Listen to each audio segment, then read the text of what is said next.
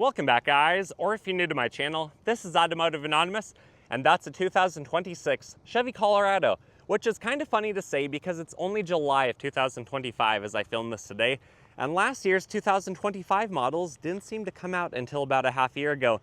Anyways, I'm thrilled to show you this work truck, the cheapest and one of the fastest Chevy Colorados that you can currently buy. So even though this is going to be kind of a quick overview video and it's not going to be one of my full detail review videos, you're still going to see a lot. You're still going to see exactly what the work truck has to offer.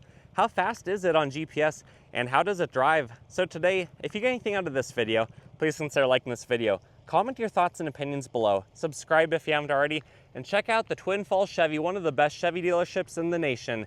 They sell below MSRP and they'll ship anywhere in the country. And with that said, let's dive right into this quick overview. So we're gonna start in the front, and then I'll work our way through the interior and the back, and then we'll do the driving impressions, the 0 to 60, and then we'll wrap this up with my final thoughts. And in just a couple minutes, when we get to the window sticker, I'll show you exactly how much this work truck with four-wheel drive costs. But up front, personally, I really love the way that the new Colorados look. I love that even the base model has the really aggressive hood bulge, hiding the Turbo Max engine, which is now standard on this. It's pretty cool. Through the windshield, you can even see where a heads-up display would be on a more loaded out trim level, but that silver metallic paint seriously shines really bright.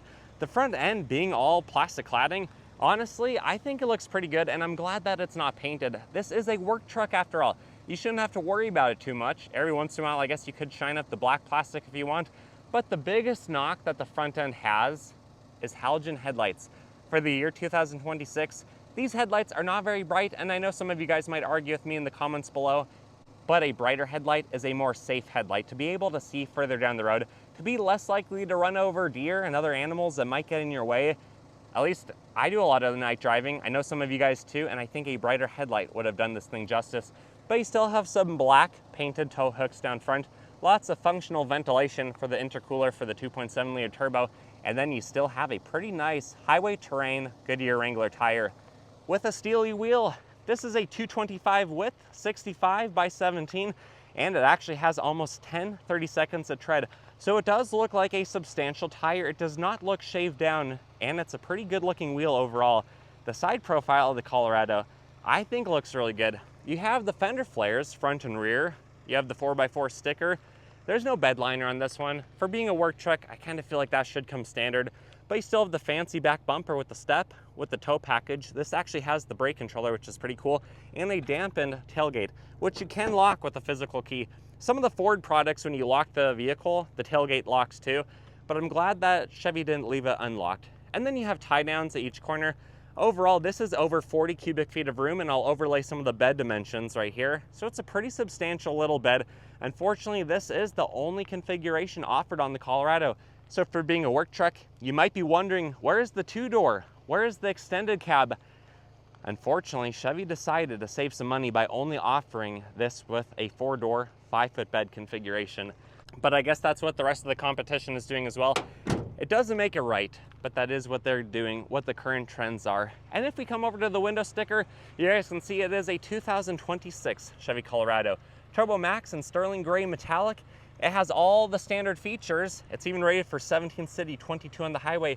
But after a few packages, it makes the MSRP go from $35,000 with four-wheel drive to almost $40,000 for a work truck, which is absurd, especially when the interior is all cloth. The door cards aren't anything special. You even have a matte black finish on the handles and on the side mirrors, which is what you would expect for a work truck. The only thing you wouldn't expect is a $40,000 price tag. 10 years ago, what would the same truck have cost? Those of you who have bought in, a 2016 Colorado, you probably paid more like $30,000 for it. So I guess it's only kept up with inflation, but it is sad to see a work truck with four-wheel drive and just a few extra options costing this much. The seats are pretty cool. You can fold them up. At 5'11", sitting behind my driver position, or kind of an accentuated back driver position with how I was filming, I can fit back here. I do have ventilation, which is a huge win. Not all mid-sized trucks do. And you have some cup holders for the rear occupants as well, but no fold-down armrest. You only have an incandescent light, which kind of matches the same color Calvin of the halogens up front. And you have pretty good visibility. Through the rear, you have the manually sliding window. You have pretty good windows. The front might look a little bit tight, but visibility is actually fairly decent. The way that you sit in the vehicle, the way you look out of it, and where your seat position and angle is. So I can't knock it too much. I do wish there was a B-pillar handle though, like a bigger truck. Anyways, if we come around to the front and I pop the hood, let me show you what the 2.7 liter Turbo Max engine connected to an 8-speed 8L80 automatic transmission actually looks like. I love that Chevy no longer detunes some of their 4-cylinder turbo engines. All of these are now the Turbo Max with the full power output. So 310 horsepower at a little bit over 5,000 RPM and 430 pound-feet of the twisty torque at about 3,000 RPM.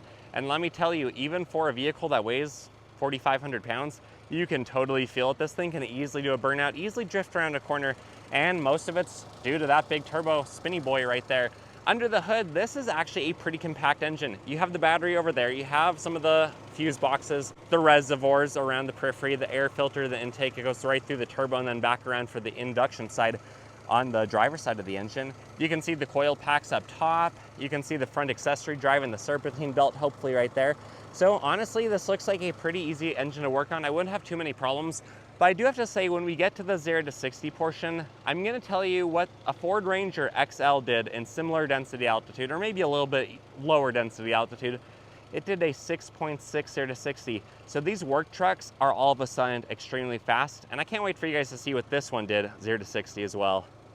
But I do have to say, for being a work truck, mid-sized truck, there's a lot of ground clearance. This is the lowest ground clearance of any of these, about 7.9 inches.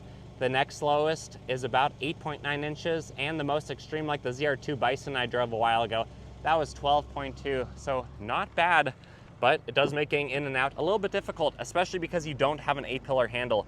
And because this is a work truck, the front materials on the door card, the armrest, all of it's kind of the cheap, harder plastics too.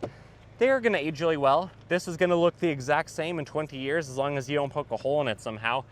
But it's not necessarily the nicest thing, but it is soft enough that you could do work truck adventures and stuff like that without probably being too beat up by this vehicle, especially with how the suspension works.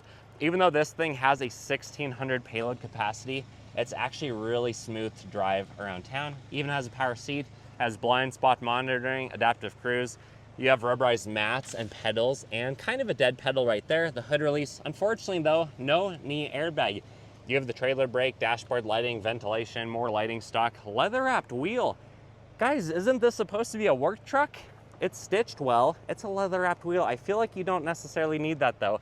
I'd rather see that price come down just a little bit to not have all these features. But again, this is optioned out a little bit. You have a side impact airbag. These seats, they're not bolstered very well, so at 5'11", I can slide around pretty easily, but they are comfortable. I do have to give them credit for that. I don't necessarily like, though, how the HVAC controls are. You have the fan speed, you have the temperature control, and then you have these little black gloss buttons. And then you still have to turn on the headlights through this button up here. Right now I have them on. I'm gonna turn them to off probably before I give this truck back. But anyways, this is the digital display. You have a lot of information, but there's also a lot of glare. You can see my finger dancing around right there. So keep in mind, there is a lot of glare on this vehicle. Adaptive cruise type of settings on the left, if it has it. You have voice and volume on the right. You can go through the different pages, and it's fairly responsive. You have auto start stop, hazards, you have lane keep assist, you have some plugins, you have where a wireless charger would be. Thankfully, it slopes down. The backup camera looks pretty good. I'll show you more of that in the driving impressions. Electronic parking brake. You have some cup holders, and then this is your key. No remote start on this work truck. Just lock, unlock, and panic button. And then the armrest has a lifty tray, and it's fairly deep. It's not necessarily the widest or the longest, but it is quite deep. You could fit quite a bit of stuff in there. And then we probably have some incandescents. Yes, we do. Do we have lighting for the vanity? No, we do not. But hey, we have a Bluetooth speaker, so that's kind of fun. Anyways, let's get this thing on the road and see how it does driving. Initial driving impressions of the 2026 Chevy Colorado work truck. I do really like that it has 4 auto. I'm in a pit of gravel right now. The backup camera clarity is actually pretty good, but let's put in a drive and let's see how well the 4-wheel drive auto system works. You guys can see on the display right there, we are in auto, and maybe I'll just go off of idle and then I'll go full throttle and we'll see what it does. Yeah, I didn't really detect a whole lot of wheel slippage. It just seemed like we went right to work, which is pretty cool, and one of the reasons I love the Chevys that have four-wheel drive auto. Anyways, visibility on this Colorado, just like the last couple years, overall it's pretty good. My biggest knock is really just that the side mirrors are not very big. I wish that thing was bigger. Horizontally, it's okay. Vertically, it's not very tall, so I do have to turn my head a lot, which is probably how we should be driving anyways. But if we come around a corner, full throttle again, man, this Turbo Max engine is awesome. I do think it would be cool if this was paired with the 10-speed automatic and Chevy put all of their resources into that engine. But overall, it does seem to shift pretty smooth. It is a pretty smooth riding truck, even for the work truck, even having a 1,600 pound payload capacity. It's not rough, it's not bumpy, it's not like a heavy duty 2500 Silverado like I've driven before. This thing is actually pretty smooth. The steering is sort of heavy. You can't really feel anything through it, but it is hard to turn the wheel. It does take a little bit extra force, and does a pretty good job because it is a little bit more difficult. You're not likely gonna swerve out of your lane quite as easily. Although when I was playing around with the cruise control settings and the lane keep assist earlier, it didn't seem to quite work as well as I was hoping for, and as well as some of the competition.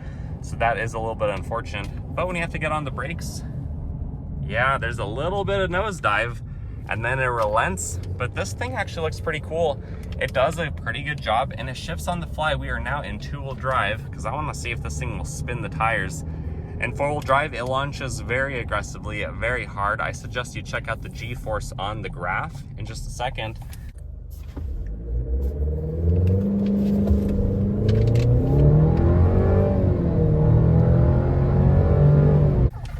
But let's get out of the gravel. Okay, woo, and we are sliding. Oh yeah, we are sliding more than I actually anticipated. So you might want to leave four-wheel drive auto on if you have a tendency to slide around.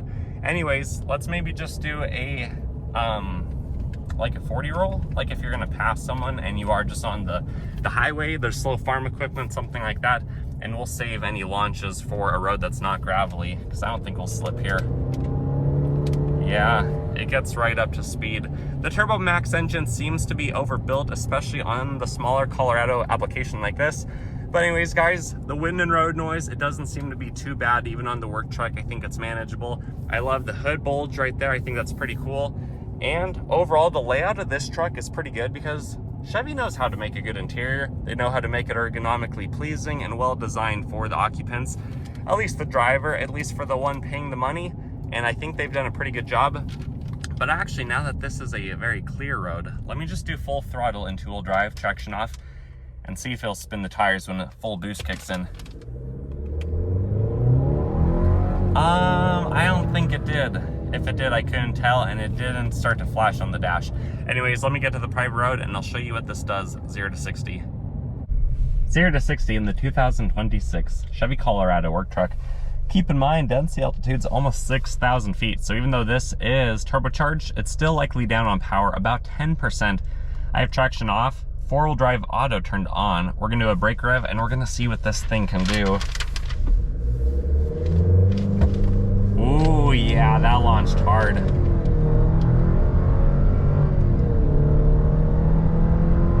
A little Colorado that could. 7.15 seconds at over a mile above sea level is actually pretty darn impressive for a work truck. My final thoughts of the 2026 Chevy Colorado work truck is this is a pretty fun vehicle. I love how quick these are. I love the Turbo Max engine, and I love that it's no longer detuned. Honestly, guys, in the past, that is why I never reviewed a work truck. Just because if I'm gonna drive one of these, I'm kind of being a little bit selfish right now. I wanna drive the fun one. I wanna drive the one that has the power. And being the work truck, being the least amount of weight, having four-wheel drive to launch it hard, having the full boost, this is actually a really fun truck to drive. I am shocked at how well this drives for being about 1,600 pounds of payload. So it's not compromising payload for a cushy ride like some trucks do, and like the ZR2 Bison does. That thing only has like 1,000 pound payload. This thing is still pretty usable. If a usable truck, you know, can be done with 5 feet of bed, full 4 doors, kind of tight back seats, but still you could fit a few people going to the work site, having your car go in the back. I don't know, this isn't necessarily the work truck that it used to be. It's expensive, I know that, but it looks good. It's a fun vehicle. I think the Steelies are cool. Ultimately though, your opinion is what matters most. I'm just a random person making a random video today, so I'd love to hear your thoughts and opinions. Please share those below. Like this video if you got anything out of this overview of the work truck. I'll do full reviews, a little bit more structured on the higher trim levels soon. And if you like the Colorado, if you like Twin Falls Chevy, like this video, subscribe. I'll link them below, and I hope you guys take care. And until next time, see ya.